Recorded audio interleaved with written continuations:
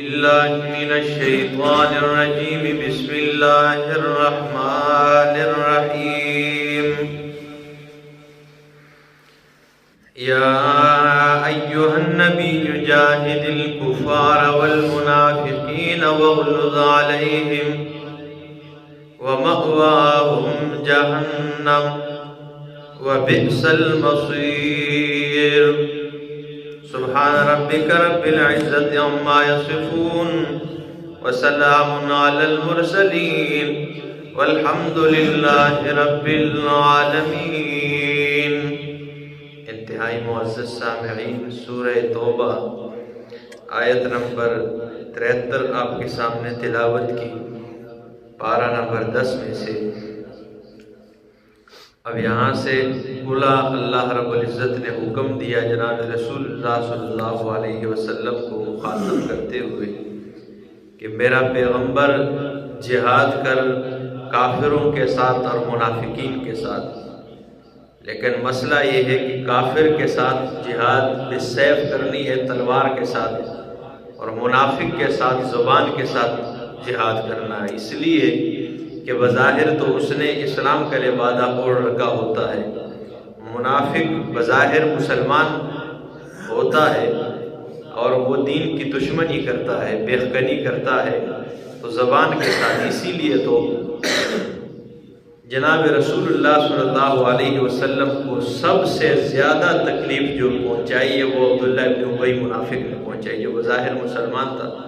اتنے کسی کافر نے بھی نہیں پہنچائی. لیکن جب مردار ہوا تو اللہ کے رسول صلی اللہ علیہ وسلم جنازہ پڑھانے کے لیے جا رہے تھے کہ آپ کے گھر میں گھر تک پہنچ کر جناب رسول اللہ صلی اللہ علیہ وسلم کے گھر کے اندر کے معاملات ام المومنین صدیقہ کائنات رضی اللہ تعالیٰ عنہ پہ اس نے تہمت لگائی، جھوٹا الزام لگایا. اس سے بڑی تکلیف کس نے دی؟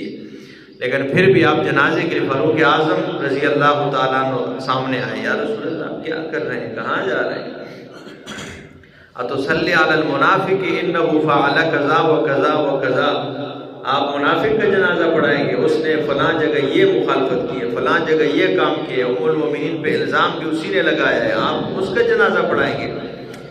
اللہ کے رسول صلی اللہ علیہ وسلم نے فرمایا جب تک اللہ کی طرف سے کوئی حکم نہ آئے میں قدم نہیں اٹھا سکتا ہوں.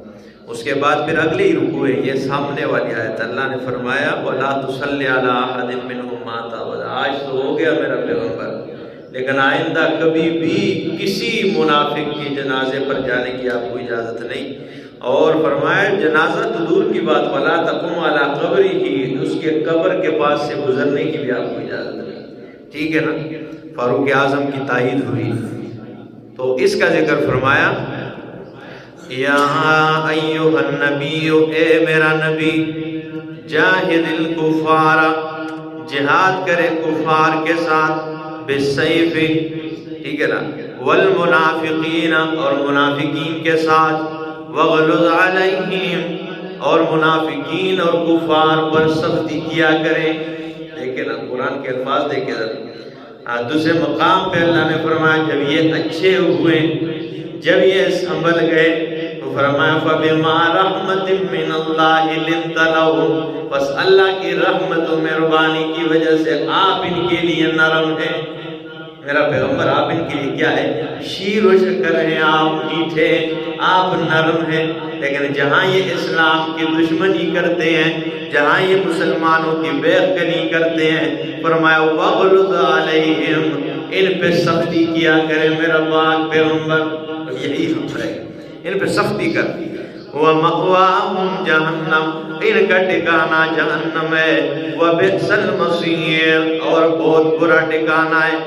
یحلفون باللہ، یہ اللہ کی قسمیں اٹھاتے ہیں، ما قالوا، کہ انہوں نے کچھ نہیں کہا ہے، انہوں نے کچھ نہیں کہا ہے.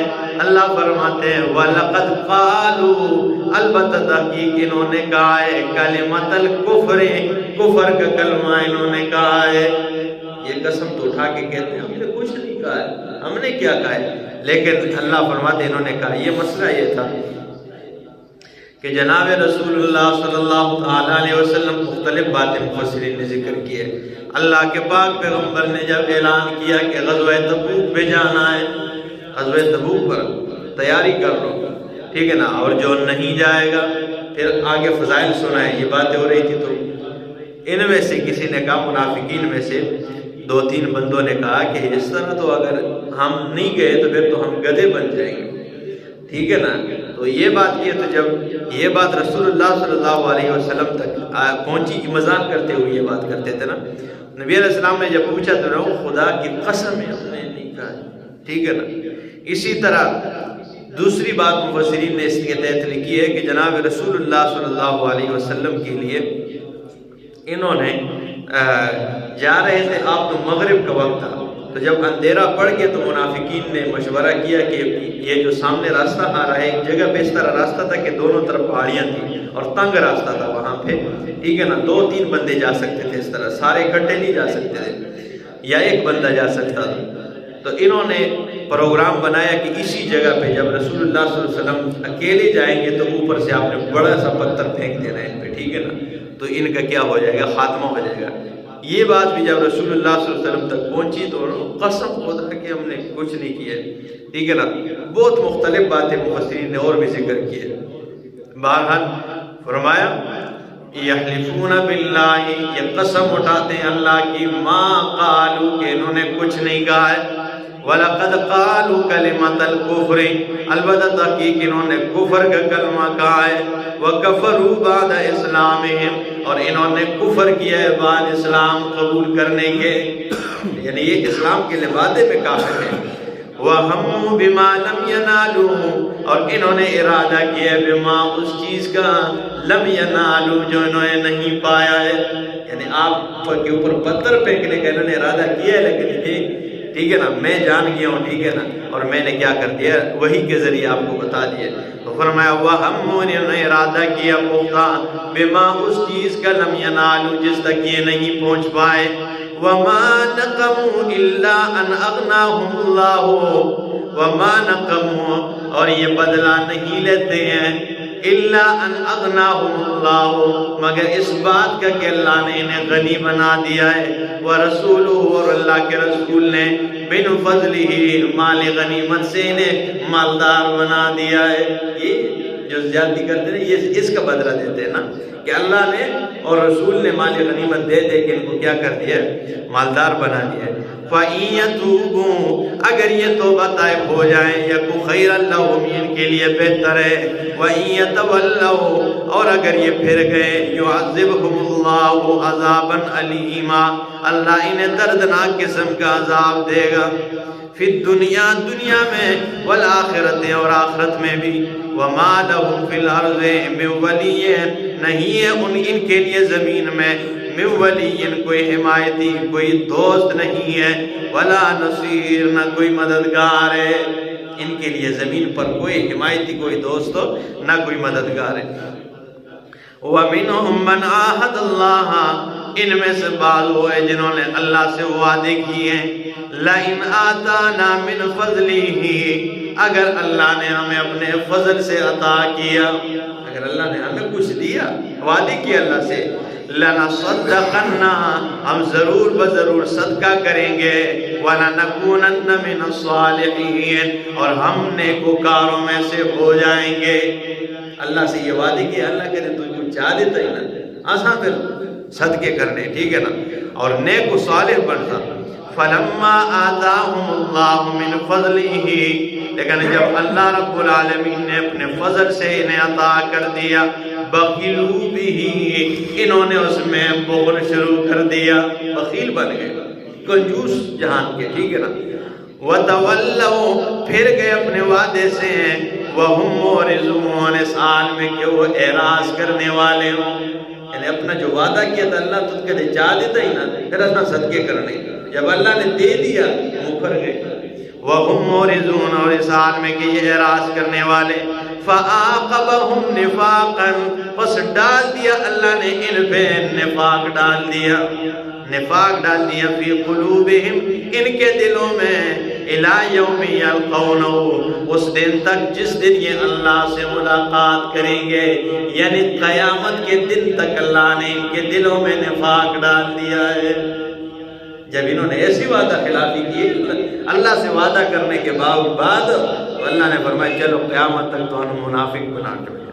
ٹھیک ہے نا. فرمایا فَعَاقَبَهُمْ نِفَاقًا فِي قُلُوبِهِمْ إِلَى يَوْمِ يَلْقَوْنَهُ بِمَا أَخْلَفُوا اللَّهَ، اس وجہ سے کہ انہوں نے اللہ کے وعدے کی مخالفت کی ہے. مَا وَعَدُوهُ، وہ جو انہوں نے اللہ سے وعدہ کیا تھا. وَبِمَا كَانُوا يَكْذِبُونَ، اس وجہ سے کہ یہ جھوٹ بولنے والے ہیں، یہ جھوٹ بولنے جھوٹے. اللہ اکبر. علم یعلموا ان اللہ یعلم سرهم، آیا یہ نہیں جانتے کہ اللہ رب العالمین جانتا ہے ان کی پوشیدہ رازوں کو جانتا ہے. ونجواہم، ان کی سرگوشیوں کو جانتا ہے. اللہ ان کی مخفی رازوں کو بھی جانتا ہے، ان کی سرگوشیوں کو بھی جانتا ہے. وَأَنَّ اللَّهَ علام الغیوب، اور بے شک اللہ رب العالمین علام الغیوب، غیب کا علم رکھنے والا ہے. غیب کا علم رکھنے والا کون ہے؟ اللہ ہے. وہی غیب کے رازوں کو جانتا ہے کہ ان کے دلوں میں اندر کیا ہے. ٹھیک ہے. دوسرے مقام پہ فرمایا کہ یعلم السر واخفا، اللہ سر کو بھی جانتا ہے، واخفا مخفی کو بھی جانتا ہے. علماء فرماتے ہیں کہ سر کا مطلب وہ راز ہوا کرتا ہے، وہ بات ہوتی ہے کہ دل میں آ جائے لیکن زبان پہ نہ آئے، اس کو سر کہتے ہیں. کہ دل میں تو آئی ہے لیکن ابھی تک زبان پہ نہیں آئی ہے. اللہ اس بات کو بھی جانتا ہے. اور وہ اخفا، اخفا اس بات کو کہتے ہیں جو زبان پہ تو دور ابھی دل میں بھی نہیں آئی ہے. ہاں دل میں آ جانا ہے. اللہ رب العالمین اس کو بھی جاننے والا ہے کہ کچھ دیر کے بعد دل میں آنے والی بات جو ہے اس کو بھی جانتا ہے.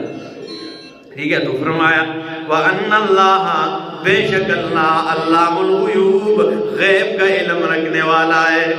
الَّذِينَ يَلْمِزُونَ الْمُطَوِّعِينَ، بے شک وہ لوگ جو الزام لگاتے ہیں، یلمزون جو الزام لگاتے ہیں، المطوعین خوشی سے نیکی کرنے والوں پر، من المؤمنین ایمان والوں میں سے، فی الصدقات صدقات میں، والذین اور وہ لوگ لا یجدون الا جہدہم جو نہیں پاتے ہیں مگر اپنی مزدوری. اس کا کیا مطلب ہے کہ جو مذاق کرتے ہیں ان لوگوں سے یا ان لوگوں پر الزام لگاتے ہیں، ٹھیک ہے نا، المطوعین خوشی سے نیکی کرنے والوں پر، من المؤمنین ایمان والوں میں، فی الصدقات جب امام الانبیاء نے اعلان کر دیا کہ غزوہ تبوک پہ جانا ہے، 950 میل کا سفر ہے، گرمی کا موسم ہے، مال کی کمی ہے، چندہ اکٹھا کیا جائے، تو ہر کوئی تو صدیق اکبر کی طرح نہیں تھا کہ جا کر گھر کا سارا سامان اٹھا کے امام الانبیاء کی جھولی میں ڈال دے. فاروق اعظم آدھا مال اٹھا کر امام الانبیاء کی جھولی میں ڈال دے. حضرت عثمان ابن عفان 900 اونٹ بما ساز و سامان ڈال دے، 1000 دینار بھی لے کے آ جائے. اس طرح ہر کوئی تو نہیں تھا نا. کچھ صحابہ کرام ایسے تھے کہ جو دن کو مزدوری کر کے شام کلو یا آدھا کلو کھجور کما کر وہ امام الانبیاء کی جھولی میں ڈال دیتے، اور کوئی بس نہیں تھا ان کا. ایک صحابی رسول نے ایسے کیا کہ 2 دن مزدوری کی ایک دن، اور جب کھجور لے کے آئے، ایک سیر کھجور تھا، تو نبی علیہ السلام کو جب دیے تو انہوں نے مذاق شروع کر دیے منافقین، جانا رومیاں نہ لڑنے واسطے 1 کلو کھجور، ٹھیک ہے نا، رومیاں نہ لڑنے واسطے جانے پہ تے آنڈے کلو کھجور، ٹھیک ہے نا. تو یہ اللہ رب العزت نے صحابہ کرام کی دیکھے نا، کیا بات ہے، کیا بات ہے، ٹھیک ہے نا، رشک آتا ہے. تو فرمایا الذین یلمزون المطوعین، وہ لوگ جو الزام لگاتے ہیں المطوعین خوشی سے نیکی کرنے والوں پر، من المؤمنین ایمان والوں پہ، ساتھ تاپہ بھی لگا دیا، من المؤمنین پکے مومن، فی الصدقات صدقات میں، والذین اور ان لوگوں پر لا یجدون الا جہدہم جو نہیں پاتے ہیں الا جہدہم مگر اپنی مزدوری، صرف مزدوری کے علاوہ کچھ ان کے ہاتھ میں نہیں ہے. تو اللہ کے رسول نے صحابی کے رسول وہ جو کھجورے لے کے آئے نا، مال کا ڈھیر پڑا ہوا ہے نا اس طرح، اللہ کے رسول نے ایک صحابی سے کہا کہ یہ سارے ڈھیر پر اس کی کھجورے بکھیر دو. اس نے ڈال دیا، فرمایا اس ڈھیر سے زیادہ اجر اللہ تجھے اکیلے کو عطا کرے گا، یہ تو مالک دینے والا ہے. فرمایا الا جہدہم، مگر اپنی مزدوری، فیسخرون منہم، یہ ان سے مذاق کرتے ہیں، لفظ بھی آگے مذاق کر، یہ ٹھٹا کرتے ہیں، مذاق کرتے ہیں کہ جانا رومیوں کے ساتھ لڑنے، اور یہ ادھر کیا کریں، کلو کھجور لے کے آتے۔ سخر اللہ منہم، اللہ ان کے مذاق کا انہیں بدلہ دے گا، اللہ سزا دے گا انہیں، ٹھیک ہے نا۔ وَلَهُمْ عَذَابٌ عَلِيمٌ، اور ان کے لیے دردناک قسم کا عذاب ہے۔ استغفر لَهُمْ، میرا پاک پیغمبر آپ ان کے لیے استغفار کرے، او لا تستغفر لَهُمْ، یا آپ استغفار نہ کریں، آپ کریں یا نہ کریں۔ دیکھیں یہ خطاب مجھے اور آپ کو نہیں، یہ پیغمبر کو خطاب ہے، ذرا اندازہ لگائیں، سختی دے کے ذرا الفاظ ہی۔ فرمایا میرا پیغمبر استغفر لہم، انہوں نے میرے محبوب کو اتنی تکلیفیں دی ہیں، منافقین نے، انہوں نے دین کی بےخنی میں اتنا زور لگایا ہے کہ آپ ان کے لیے استغفار کریں، اور لا تستغفر لہم، یا استغفار نہ کریں۔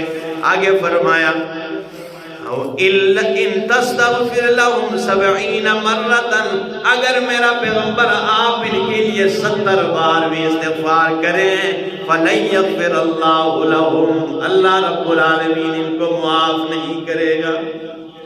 اب 70 مرتبہ قرآن کا یہ ایک عام بات تھی، مشہور تھی وہاں پہ، مثال کہ جیسے کہ ہمارے ہاں 100 بار میں سمجھایا، 100 بار نہیں سمجھایا ہوتا ہے، لیکن یہ ایک مشہور بات ہے، ٹھیک ہے نا، یا 1000 میری، یار میں 1000 باری دسیا ہے اس فلانی جگہ نہ جاتے، پھر بھی کیا، ٹھیک ہے نا، تو 1000 باری یا 100 باری، یہ ہمارے ہاں مشہور ہے۔ اس وقت 70 مرتبہ یہ لوگ زیادہ کہتے تھے عرب میں، وہ 70 ویری اس طرح ہو گیا 70، تو اللہ نے وہ بات استعمال کی، اس کا مطلب یہ نہیں کہ اللہ کے رسول 71 مرتبہ مانگیں گے تو اللہ معاف کر دے گا، نہیں، بے شمار دفعہ بھی مانگیں گے تو اللہ نے انہیں معاف نہیں کرنا۔ تو فرمایا اللہ استغفر لهم ولا تستغفر لهم، ان تستغفر لهم، اگر آپ ان کے لیے بخشش طلب کریں 70 مرتا، 70 مرتبہ، فلن یغفر اللہ لهم، اللہ انہیں ہرگز معاف نہیں کرے گا۔ ذالک بانہم، یہ اس وجہ سے، کفروا باللہ، کہ انہوں نے اللہ کے ساتھ کفر کیا ہے، ورسولہ، اور اللہ کے رسول کے ساتھ، واللہ لا یہدی القوم الفاسقین، اور اللہ فاسقین کو ہدایت نہیں عطا کرتے۔ اقول قولی ھذا استغفر اللہ لی ولکم۔